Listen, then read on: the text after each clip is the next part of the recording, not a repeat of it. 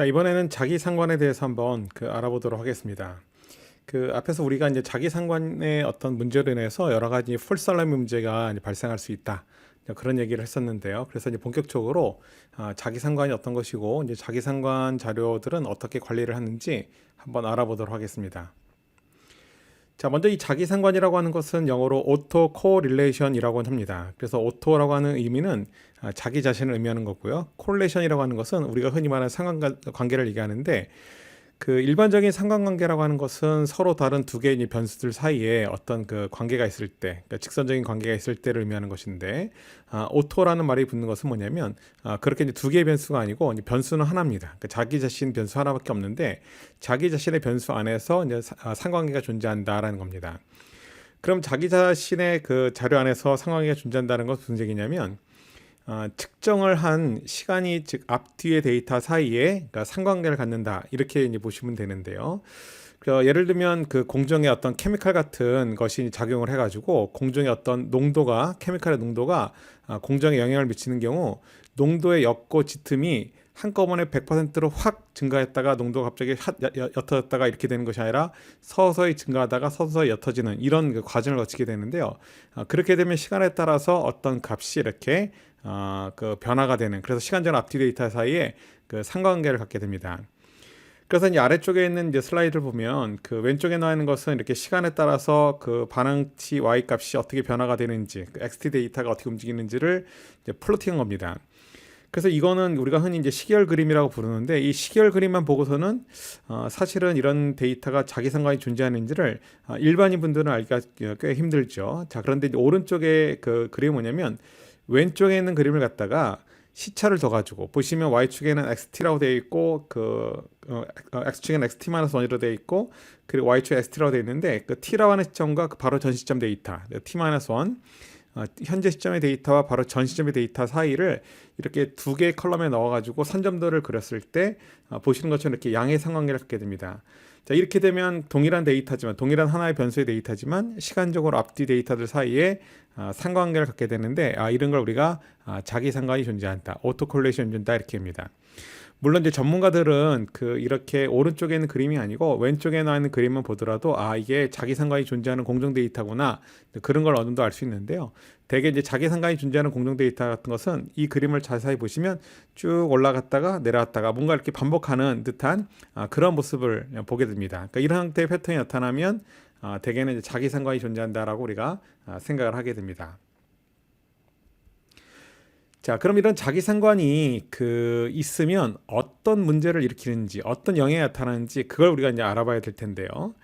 그래서 지금 먼저 이 왼쪽에 나와 있는 X발 관리도를 보시면 IMR 관리도를 보시면 지금 이 관리도 상에서 많은 데이터 포인트들이 관련 계산 바깥쪽으로 벗어나 있는 것을 알 수 있습니다.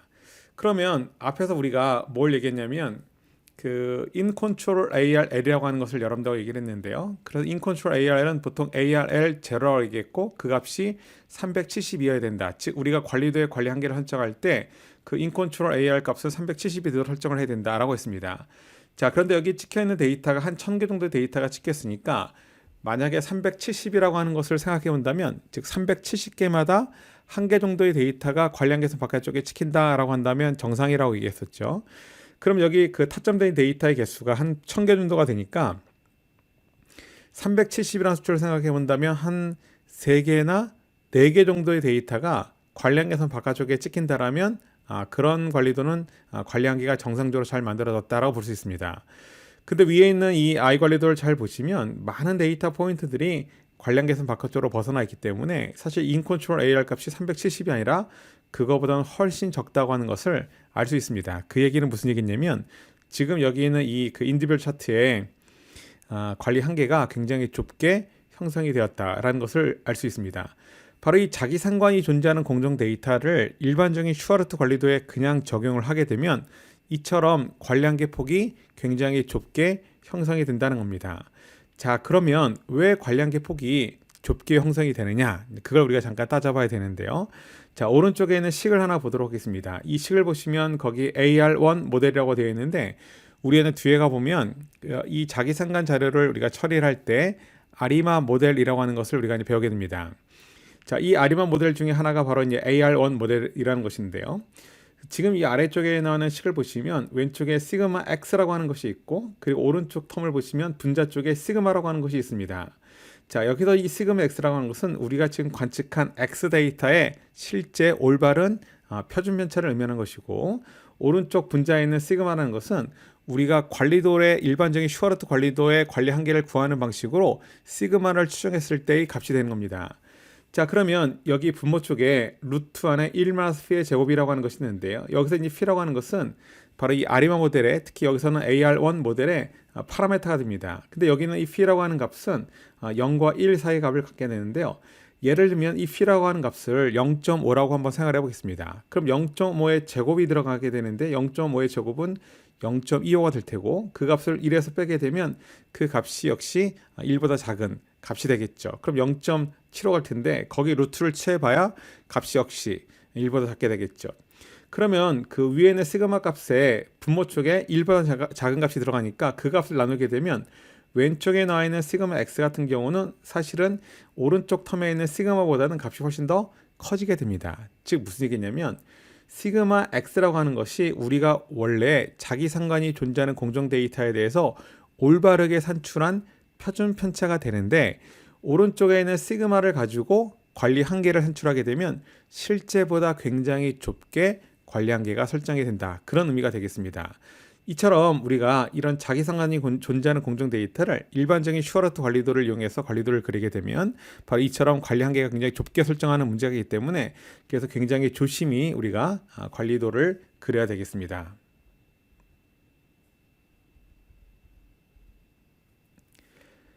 자, 그럼 이러한 자기 상관이 발생하는 이유가 무엇인가? 그걸 우리가 살펴볼 텐데요. 자기 상관이 존재하는 것은 뭐 자연스러운 현상 때문에 발생하는 경우도 있겠고, 또 한 가지는 인위적인 현상 때문에 발생할 수도 있겠습니다. 그러니까 자연스러운 현상이라고 하는 것은 뭐냐면, 뭐 예를 들어서 우리 그 온도라고 하는 것이, 예를 들면 그 밤이나 새벽에는 온도가 낮고 그리고 낮에는 온도가 높죠. 그러면 하루의 온도라는 것이 항상 일정한 것이 아니라 온도가 낮았다가 높아지는 이런 것을 계속 반복을 하겠고, 또 그것이 하루에만 해당되는 것이 아니라 바로 1년 중에도, 연중에도 그런 현상이 발생하죠. 여름에는 덥고 가을 겨울에는 조금 선선하다가 또 겨울에는 또 춥고, 그러니까 1년 중에 이런 온도가 계속 높아지고 다시 낮아지는 이런 과정을 거치게 되는데, 이런 온도의 변화 때문에 사실 여러 가지 뭐 작황이라든가 또는 공정에 있는 여러 가지 그 데이터들이 영향을 받을 수도 있게 됩니다. 그러니까 또 한 가지는 이제 심리적인 요소에 의해서 발생할 수 있는데요. 예를 들면 주가라든가 물가 같은 것들이 이제 그런 것에 영향을 이제 받게 됩니다. 예를 들면 어느 해에 만약에 배추값이 굉장히 비쌌다. 그러면 그 다음에 이제 배추를 심는 사람들이 배추를 심으면 돈을 많이 벌 것 같으니까 배추를 많이 심게 됩니다. 그런데 배추까지 폭락을 하죠. 이 배추까지 폭락을 하면 그 다음에 배추를 심지 말아야지라는 생각이 들어서 배추를 또 안 심게 됩니다. 그럼 그 다음에 또 배추값이 또 굉장히 폭등을 하는, 뭐 이렇게 계속 이게 왔다 갔다 하는 이런 현상이 발생이 되기도 하는데, 그런 것들도 데이터를 모아보면 결국은 시간에 따라서 들락달락하기 때문에 그런 것들도 자기 상관이 존재한다라고 볼 수 있습니다. 자, 그런데 인위적으로는 그 제조 공정에 있어서 이제 가장 대표적인 것이 바로 이 케미컬인데요. 이 반도체라든가 또 철강이라든가 이런 쪽에서 이 케미칼을 많이 사용을 하게 되는데, 이런 공정에서는 주로 이런 케미칼의 농도로 인해 가지고 그 이 자기 상관이 이제 발생을 하게 됩니다. 지금 무슨 얘기냐면, 어떤 케미칼이라고 하는 것을 이제 공정에 투입을 했을 때 그게 공정에 투입하는 순간 100% 풀로 공정에 확 영향을 미치는 것이 아니라 서서히 영향을 미치게 됩니다. 그럼 서서히 영향을 미치면서 값이 증가를 하다가 또 다시 그 농도가 뭐 옅어진다고 친다면 다시 값이 떨어지는 이런 과정을 거치게 되는데, 그런 걸로 인해 가지고 공정 데이터들이 이렇게 인위적으로 자기 상관이 존재를 하게 된다, 그런 얘기가 되겠습니다. 자, 그러면 우리가 이런 자기상관이라고 하는 것이 어떤 것인지는 일단 알아봤는데요. 그럼 이런 자기상관이 우리 공정 데이터를 가지고 봤을 때 존재하는지 아닌지를 어떻게 이제 판단하는지, 자기상관의 이제 판단 방법에 대해서 한번 알아보도록 하겠습니다. 자, 그러면 이 자기상관이라고 하는 것이 존재하는지를 어떻게 우리가 판단할 수 있는지, 자, 미니 탭을 이용해서 한번 분석을 해보도록 하겠습니다. 앞서서 말씀드린 것처럼 자기상관이 존재한다고 하는 것은 현지 시점의 데이터하고 그 전 시점의 데이터 사이에, 그러니까 상관관계를 갖는다고 했기 때문에, 우리가 갖고 있는 데이터에 대해서 이 시차라고 하는 렉을 취해 가지고 상관관계를 이제 구해보게 됩니다. 자, 그러면 이 렉이라고 하는 것을 취하기 위해서는 여기 스텝 메뉴에 자, 타임 시리즈 그리고 여기 보면 렉이라고 하는 것이 있는데요.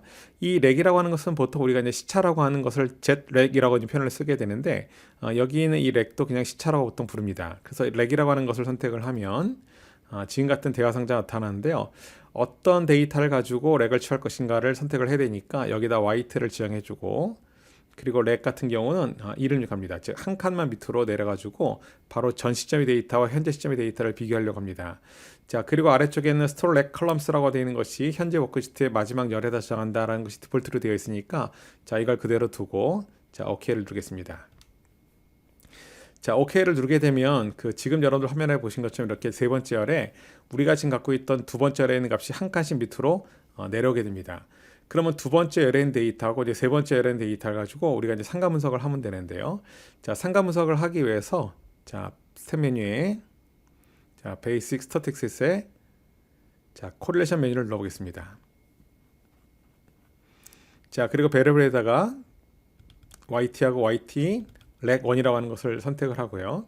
자, 그리고 아래쪽에 있는 여기 옵션을 두게 되면 여기 이제 피어슨 콜레이션 해가지고 상관계수를 구해주게 됩니다. 그래서 상관계수를 우리가 구할 거고요. 그리고 아래쪽에 있는 그래프 버튼을 누르게 되면 여기 매트릭스 플롯 해가지고 이제 그 관계를 알 수 있는 산점도 같이 그려지게 됩니다. 자, 이 상태에서 OK를 누르고 자, OK를 누르게 되면 지금 같은 결과물이 나타나게 됩니다. 그래서 지금 여기 보시는 이제 결과를 보면 그 X축에 있는 값하고 Y축에 있는 값을 보면 양의 상관관계를 갖는 모습이라는 것을 알 수가 있겠죠. 그리고 그 그래프 아래쪽 하단을 보시면 거기 상관계수 값이 0.546이라고 이렇게 나와 있습니다. 즉 양의 상관관계를 갖는다라는 것을 알 수가 있겠죠. 이처럼 현재 시점의 데이터하고 전 시점의 데이터 사이에 이런 양의 상관관계를 갖는 경우 이런 걸 우리가 흔히 자기 상관이 존재한다라고 합니다. 물론 음의 상관관계를 갖는 경우도 있을 수 있지만 그런 경우는 굉장히 드물고 대부분의 공정 데이터 같은 경우는 이렇게 양의 상관관계를 갖는 경우가 대부분이라고 할 수가 있겠습니다. 자, 그런데 이렇게 우리가 매번 데이터를 렉을 취해 가지고 자기 상관이 존재하는지를 알아보는 것은 사실은 굉장히 번거로운 일이고 실제로 이 자기 상관이라는 것이 현재 시점의 데이터하고 바로 그 전 시점의 데이터 사이에만 상관관계가 존재하는 것이 아니고 현재 시점의 데이터가 두 시점 혹은 세 시점 전에 있는 데이터하고 상관관계를 갖는 경우도 꽤 있습니다. 그렇기 때문에 지금 같은 방식으로 우리가 자기 상관이 존재하는지를 확인하는 것은 너무나 사실은 번거로운 일이고요. 실제로 이런 자기 상관이 존재하는지를 알아볼 수 있는 좋은 방법이 있습니다. 자, 그건 바로 ACF 플랫이라는 것하고 그리고 이제 PAC 플랫이라고 하는 것을 이용하게 되는 것인데요. 자, 이 미니 탭을 이용해서 ACF 플랫과 PACF 플랫이 것이 어떤 것인지 한번 그려보도록 하겠습니다. 자, 마찬가지로 여기 스텝 메뉴에 가서 타임 시리즈라는 메뉴를 선택을 하게 되면 저 아래쪽에 이렇게 오토 코릴레이션이라고 하는 것이 있습니다. 그래서 이 오토 코릴레이션 메뉴를 이렇게 누르게 되면 이런 대화 상자가 보여지고 이 대화 상자 시리즈에다가 이렇게 YT라고 하는 원래 데이터를 입력을 합니다. 자, 그리고 이 상태에서 OK를 누르게 되면 그 값들이 위에 구해주고요. 맨 아래쪽에 이렇게 그림이 하나 그려지게 되는데 이 아래쪽에 그려진 이 그림을 우리가 오토 콜레이션 펑션 플랫이라고 합니다. 약자로 보통 ACF 플랫 이렇게 우리가 부르는데요.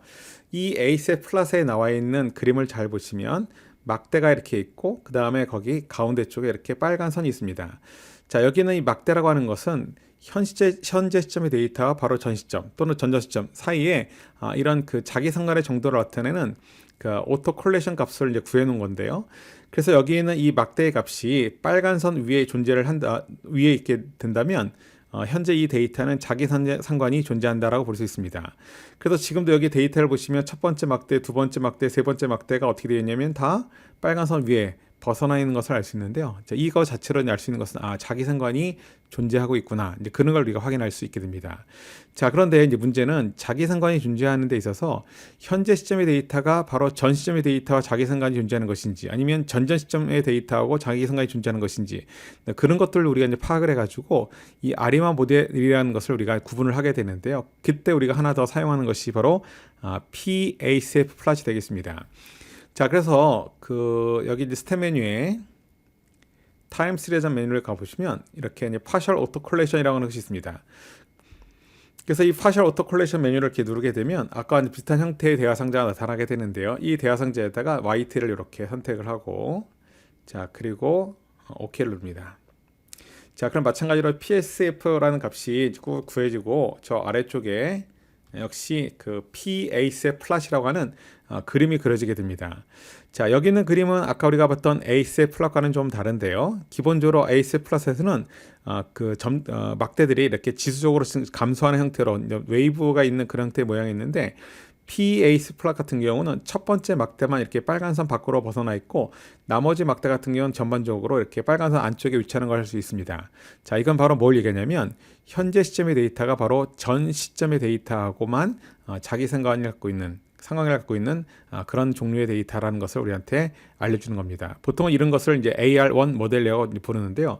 어쨌든 우리가 지금 여기서 이제 알아보려고 하는 것은 자기 상관이 존재하는지 아닌지를 확인하는 것은 우리가 아까처럼 렉을 취해가지고 산점들 그려서 확인하는 방법도 있겠지만 그 방법보다는 이렇게 ACF 플랫 또는 PACF 플랫을 그려가지고 우리가 자기 상관이 존재하는지를 확인할 수 있다는 것입니다. 자, 그러면 이제 자기 상관이 존재하는 그 공정 데이터 같은 경우는 어떤 식으로 관리를 해야 되는지, 처리를 해야 되는지 한번 알아볼 텐데요. 크게 이제 세 가지 방법을 여러분들한테 알려드리도록 하겠습니다. 첫 번째로는 잔차를 이용해서 관리하는 방법이 하나가 있고, 두 번째는 배치 민이라고 하는 것을 구해가지고 관리하는 방법이 있습니다.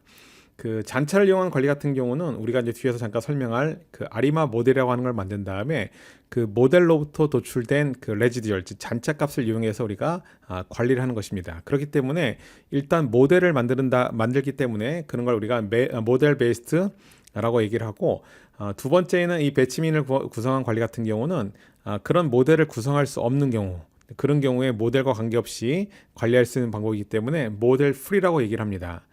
자, 세 번째에 나와 있는 전체 산포를 이용한 LJ 차트라는 것은 레비 제닝스 차트를 얘기했는데요.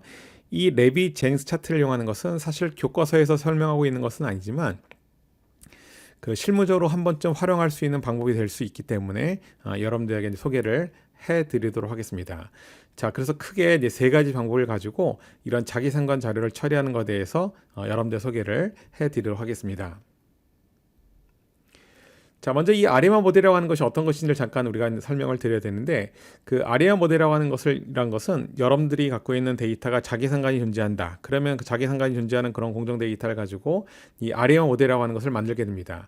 그러면 이 모델로부터 우리가 잔차가 도출이 되는데 그 도출된 잔차를 가지고 관리를 하는 것이죠. 즉 잔차에 대해서 관리도에 적용시켜서 관리를 하는 방법이 하나가 있겠고, 바로 그 정보를 이용해 가지고 또 개별 자료를 관리하는 표준면차 산출에 우리가 활용을 하기도 합니다. 자, 그래서 우리가 먼저 이 아리마 모델을 잠깐 살펴볼 텐데요. 이 아리마 모델이라고 하는 것은 박스 젠킨스 모델이라고 부르기도 합니다. 그래서 오토 리그레시브 인티그레이티드 무빙 에버리지의 약자가 되는데요. 이 아리마 모델이라고 하는 것은 이제 대부분의 제조 공정에서 발생하는 어떤 자기 상관이 존재하는 공정 데이터에 대해서 적용할 수 있는 그런 모델이 되는데, 전 세계적으로 가장 많이 사용되는 모델이라고 볼 수 있겠습니다. 물론 자기 상관이 존재하는 공정 데이터에 대해서 모델링하는 법은 굉장히 다양하지만 그 중에서 가장 체계적이고 많이 쓰이는 것이 아리마 모델이라고 할 수 있습니다. 바로 이 박스 젠킨스 모델이라고 부르는 이 아리마 모델을 이용할 때 가장 우리가 흔하게 볼 수 있는 것은 AR1 모델과 또는 이마11이라는 모델이 다수를 차지합니다. 물론 공정의 데이터 특성상 다른 형태의 모델을 따르는 경우도 있긴 하지만 가장 흔하게 볼 수 있는 것이 AR1 모델과 이마11 모델이라는 것인데요. AR 모델과 이제 이마11이라고 하는 것은 아래쪽에 식이 표시가 되어 있는데, 먼저 AR1이라고 하는 것은 뭐냐면 현재 시점의 데이터가 바로 전 시점의 데이터와 상관관계를 갖고 있는, 즉 자기 상관을 갖고 있는 그런 형태의 모델을 얘기합니다. 자, 그리고 AR2도 있게 되는데요. 이 AR2는 뭐냐면 현재 시점의 데이터가 바로 전 시점과 그 전전 시점의 데이터와 자기 상관을 이루고 있는 그런 형태의 관계를 갖고 있을 때 우리가 AR2 모델이라고 부릅니다. 이와11이라고 하는 것은 이제 잔차가 한 번 더 이렇게 디퍼런스를 취해가지고 자기 상관이 구현되는 그런 모델을 만드는 형태가 되는 것인데요. 어쨌든 이런 형태의 자기상관 모델은 굉장히 다양합니다. 하지만 가장 대표로 볼 수 있는 것이 AR1이나 또는 이마11이라는 것이 가장 우리가 흔히 볼 수 있는 모델이라고 생각하시면 되겠습니다.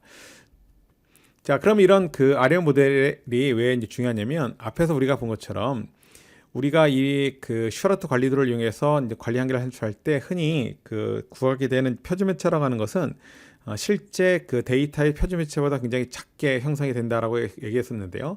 이 아래쪽에 있는 식을 보시면 그 식의 왼쪽에 나와 있는 것은 ARMA11이라는 모델이고 오른쪽에서는 AR1 모델이 되는데요. 먼저 우리가 앞에서 봤던 AR1 모델을 먼저 보도록 하겠습니다. 이 AR1 모델의 오른쪽 하단을 보시면 시그마 A라고 하는 것이 있는데 이제 시그마 A라고 하는 것이 현재 우리가 갖고 있는 자기상관이 존재하는 공정 데이터에 대해서 올바른 잔차에 대한 분산값이 되겠습니다. 그리고 이제 시그마 X라고 하는 것은 잔차가 아니고 실제 X들 관측지 값의 움직임을 나타내는 분산값이 되겠죠. 그래서 우리가 이제 관리도의 관리 한계를 구하려면 사실은 개별 데이터, 즉 측정된 데이터의 변동 3포를 이용해서 만약에 그 관리를 하고 싶다. 그러면 여기 있는 시그마 X의 제곱이라는 이 값을 이용해 가지고 관리 한계가 산출이 되어야 됩니다. 그런데 이제 보신 것처럼 여기 분모 쪽에 1마이너스 P의 제곱이 있는데 아까도 말씀드린 것처럼 P라고 하는 것이 0부터 1 사이의 값을 갖기 때문에 여기 있는 시그마 X의 제곱이 시그마 A 제곱보다는 값이 훨씬 크게 됩니다. 즉 우리가 시그마 A의 제곱이라는 이 값을 가지고 관리 한계를 산출하게 되면 실제 우리가 관측된 값의 변동보다 훨씬 작은 번덕의 폭으로 관리 한계를 산출한다. 그런 의미가 되겠습니다. 자, 마찬가지로 그 왼쪽에 나와 있는 그 알마11이라고 하는 모델에 대해서도 똑같이 시그마 X하고 시그마 A에 대한 식이 나와 있는데 이 식도 마찬가지로 왼쪽에 있는 시그마 X가 오른쪽에 있는 시그마 A보다 값이 훨씬 더 큽니다. 근데 그 얘기는 결국 뭐냐면 시그마 A가 훨씬 더 적은 값으로 추정이 되고 시그마 X가 훨씬 더 큰 값으로 추정이 되는데 우리가 적은 시그마 A라는 걸 가지고 우리가 개별 측정된 그 개별 X 데이터를 대해서 관리 한계를 산출하게 되면 관리 한계 폭이 줄어든다. 그런 의미가 되겠습니다. 자, 그래서 우리가 이렇게 일일이 손으로 이런 값들을 다 계산하지 않겠지만 우리가 이제 이런 통계 소프트웨어를 이용해 가지고 이런 그 잔차를 산출하고 RM 모델에 의한 잔차를 산출하고 그 잔차들에 대해서 시그마 A를 이용해서 관리 한계를 산출하거나 또는 시그마 개별 데이터에서 시그마 X를 산출해 가지고 관리하는 그 두 가지 방법에 대해서 여러분들한테 소개를 드리도록 하겠습니다.